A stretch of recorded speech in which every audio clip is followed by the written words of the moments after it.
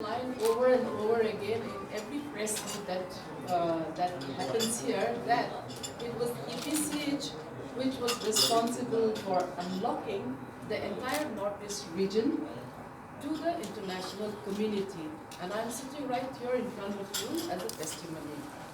Today I want to just talk very briefly on 2 points. One, I want to formally acknowledge the proactive role that was EPCH had undertaken during the entire pandemic period. Number one, it was the virtual fairs that was conducted by EPCH, due to which none of our artisans or entrepreneurs were left without, there was any interruption in their work. So there was continuity in the work, and along with that, EPCH had also organized back-to-back virtual meetings for capacity building, for skill development, and mostly entrepreneurship development. So I formally acknowledge the role played by our dynamic DG, Mr. Rakesh Kumar, and our chairman and other board members who were also instrumental in ensuring that nobody from this, the craft sector was impacted in any way.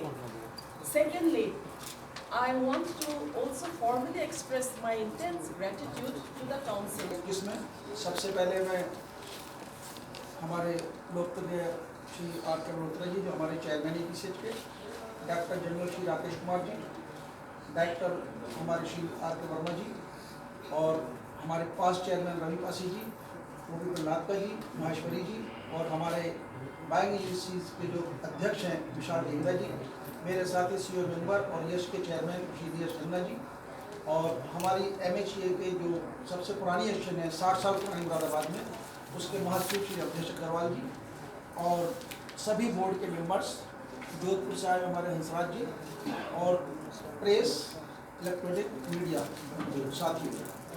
देखिए, जैसे कि आपको पता होगा कि अभी हमारा 3 gap हुए हैं। जो हमारा जो ये संस्करण है 3 बार वाला जो फेयर हुआ है वो हमारा वर्चुअल फेयर हुआ है। उसमें हमें EPCH के माध्यम से निरंतर लगातार हमें कारोबार मिला है हिंदुस्तान भर के सभी निर्यातकों को, और ख़ास तौर से मुरादाबाद में, क्योंकि 3 लाख आर्टिजन्स काम करते हैं इसके लिए।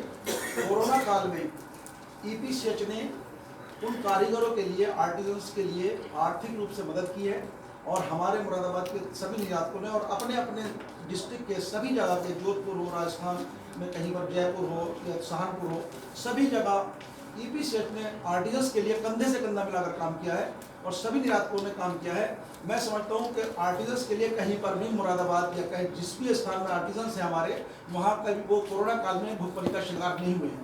बराबर EPCH के मार्गदर्शन में हर डिस्ट्रिक्ट के अंदर हर एक्सपोर्टर्स के यहाँ पर एसोसिएशन के जो अध्यक्ष हैं, जो जिसने भी अपनी ज़्यादा मदद की है वो मदद की है। साथियों, जैसा आपको पता है कि मुरादाबाद में जो आर्टिजन्स की कला है वो ख़त्म होती जा रही है, लेकिन EPCH के माध्यम से हमारे यहाँ पर जो क्लस्टर है उसमें ट्रेनिंग के प्रोग्राम बराबर चलते रहते हैं, और जो भारत सरकार के जो भी प्रोग्राम है वो हमें मिलते रहते हैं। अभी भी हमारे यहाँ पर इंग्रेविंग के लिए, रंग भरने के लिए, जो हाथ से ऊंचाई का कई तरह के काम होते हैं, उसमें जापानी का वर्क है, नेशनल वर्क है, चुनिया जाली का वर्क है, दरमियानी का वर्क है, बहुत तरह के वर्क है। लेकिन जो बूढ़े हो चुके हैं उसके लिए हमें आगे क्या सोचना है, हमारी ये कला ना मरे, और हमारा मुरादाबाद का पीतल नगरी का जो नाम है वो पूरे देश का, विदेश के अंदर जो फैला है, उसको मैं बरकरार अभी रखे हूँ। 3 लाख आर्टिजन्स के लिए मैं उसके लिए काम करता हूँ किसी भी रूप में। जैसा कि हमारे यहाँ पर जो आर्टिजन्स के लिए फ्री इलाज है, उसमें EPCH का पूर्ण रूप से सहयोग रहता है। उसमें चाहे वो हेल्थ कैंप हो, आँखों का कैंप हो, और जो हमारा आर्टिजन ट्रस्ट है उसके लिए भी बराबर 4-5 साल के बराबर कार्य हो रहा है। उसमें 12-13 हज़ार लोगों की अब तक आँखों का इलाज हो चुका है, और अभी भी एशियन विवेकानंद के माध्यम से उन आर्टिजन्स के लिए फ्री ऑफ कॉस्ट इलाज है। और किसी भी कारीगर के लिए कभी भी कोई समस्या उत्पन्न होती है, उसमें हमारी एशियन उनसे कंधे से कंधा मिलाकर चलती है। जैसा कि आपको पता होगा कि निर्यातकों के रीढ़ की हड्डी एक आर्टिजन्स होता है। आर्टिजन्स के बगैर निर्यात कुछ नहीं कर सकते। इन बायस जोश इज हाई। मैंने कहा जोश इज हाई, बायर आ रहे हैं, बोला हाउ इज द जोश इन एक्सपोर्टर, मैंने कहा सुपर हाई क्योंकि वो तो आ ही रहे हैं। 1.5-2 साल की छुट्टी के बाद यही तो टाइम मिला है हाथ खोलने का, तो रूबरू होना है अपने को विदेशियों से।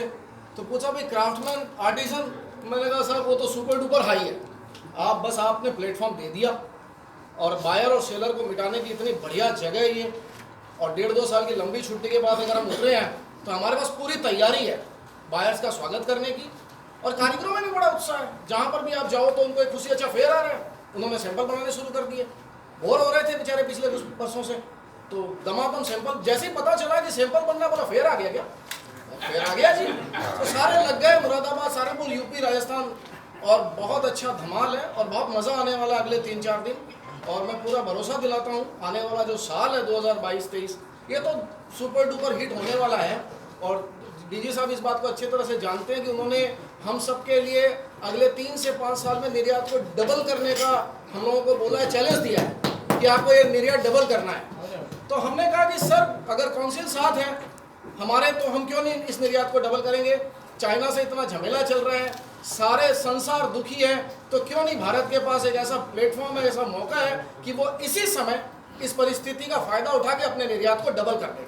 सारे एक्सपोर्टर जो तमाम भारत से यहाँ आए हुए हैं वो बिल्कुल तैयार हैं, उनके साथ पूरा क्राफ्टमैन का आशीर्वाद है, और हम आने वाले वर्षों में मैं आश्वासन देता हूँ डीजी साहब को कि आपकी जो ये इच्छा है 3 से 5 साल में निर्यात को डबल करने की, वो हम करके दिखाएंगे। जो भी काउंसिल या जो भी व्यक्ति रोटी का प्रबंध करता है वो हमारे लिए भगवान तुल्य होता है।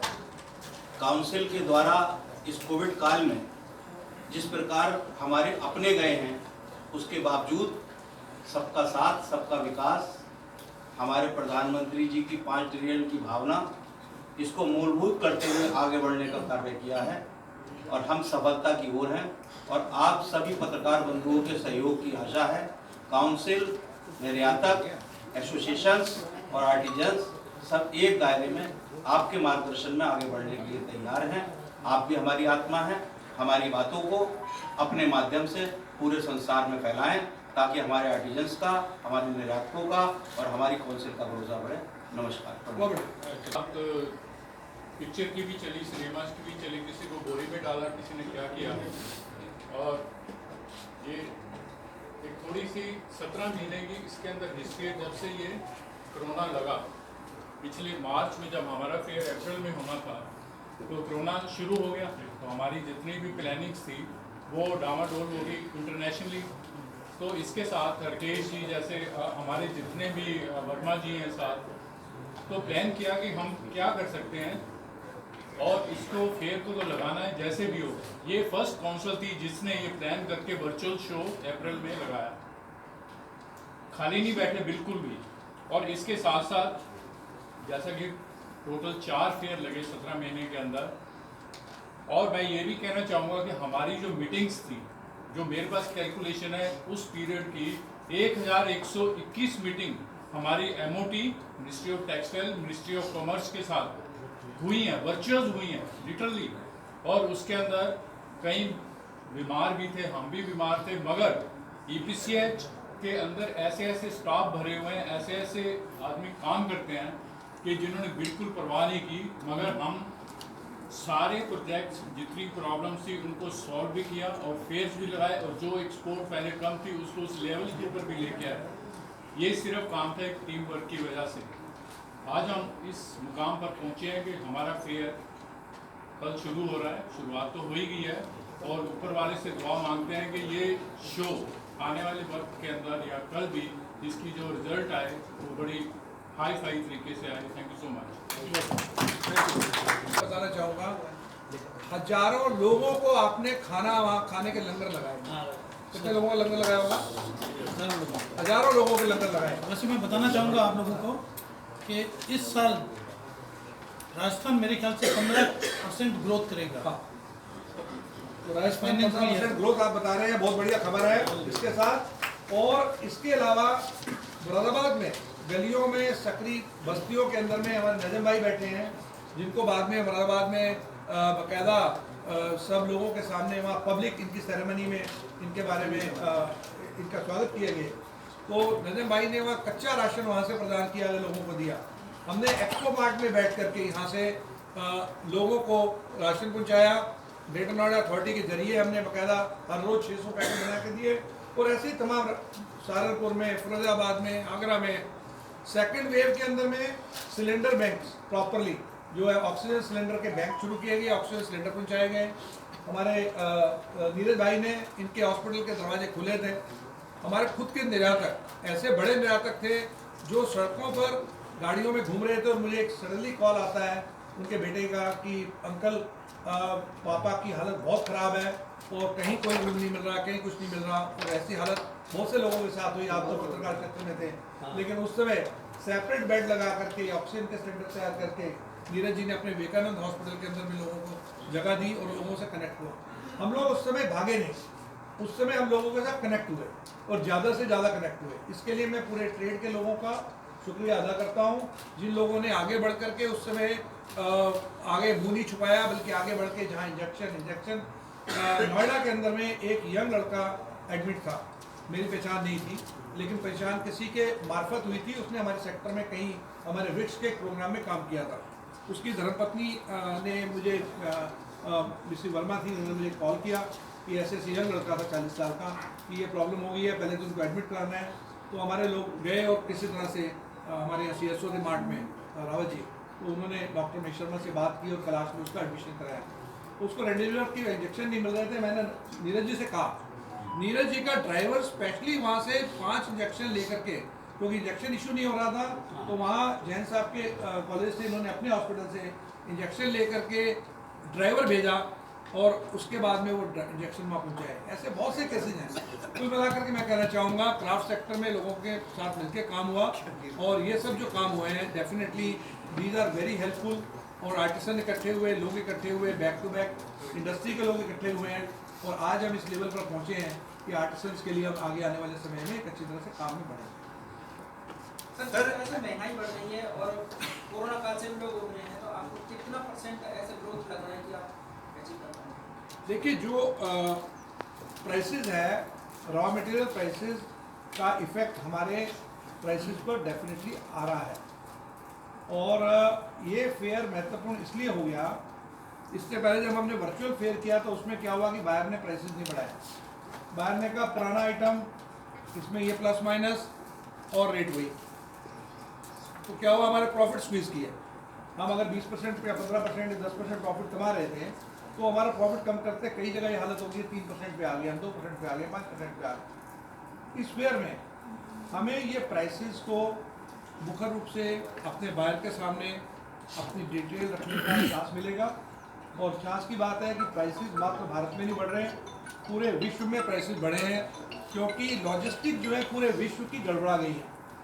जो सोर्सिंग चाइना से चलती थी, जो सोर्सिंग दूसरी कंट्री से चलती थी, ऑस्ट्रेलिया से चलती थी, वो सारी सोर्सिंग आपस में बिगड़ गई है। जो भी रॉ मटेरियल सोर्सिंग है वो सारी बिगड़ गई है। इवन उसी का प्रभाव इलेक्ट्रिसिटी तक भी पड़ रहा है, क्योंकि जब कोल की सप्लाई रुकी तो इलेक्ट्रिसिटी रुकी, जब इलेक्ट्रिसिटी रुकी तो प्रोडक्शन रुकी तो माल रुका। तो ये सब चीज़ें वापस में एक पूरी प्रक्रिया